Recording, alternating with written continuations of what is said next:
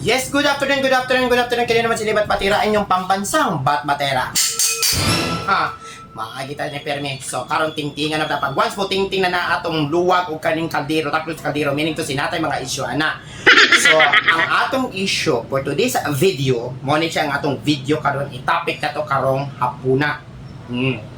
Ang atong itapik karong hapuna is kanibitang Ano ang sa inyo? Natamimi kayo. unsay tawag ana ng ato bitang silingan. Kining atong silingan jud sakit sa Pinoy gini siya. Pwede na. Kana bitang naa kay negosyo, kaway-kaway sa mga nakarelate na. Kung naa kay negosyo, What?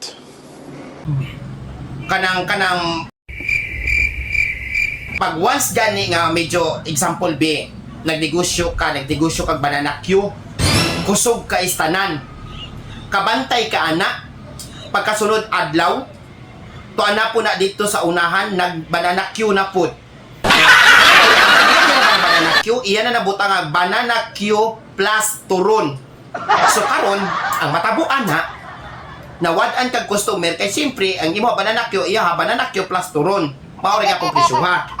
Okay, so wala kay customer napagdot ka sira ang taon ka karon kay nakita man pod sa usa ka silingan nga di pod magpalupig nagtukod po siya sa unahan barbecue plus turon plus soft drinks tikyaob na pod ang usa kay wa man siya soft drinks dito wa sila kahibalo nga ang cost nagkadako ilang cost wa sila ginansya basta importante nakakompetensya lang siya muna yung mga tao bitaw muna yung mga sakit gis Pilipino pagkasunod adlaw nga hala gibay one take one na pod ang iyang barbecue dito sa Pikas plus soft drinks karon ang natabo kay lagi walay ginansya nahurot nanira so kato atong kuana ay natagak na di ba natagak kadto tanan ditong nagnegosyo wa na kabantay ka na magdungang panira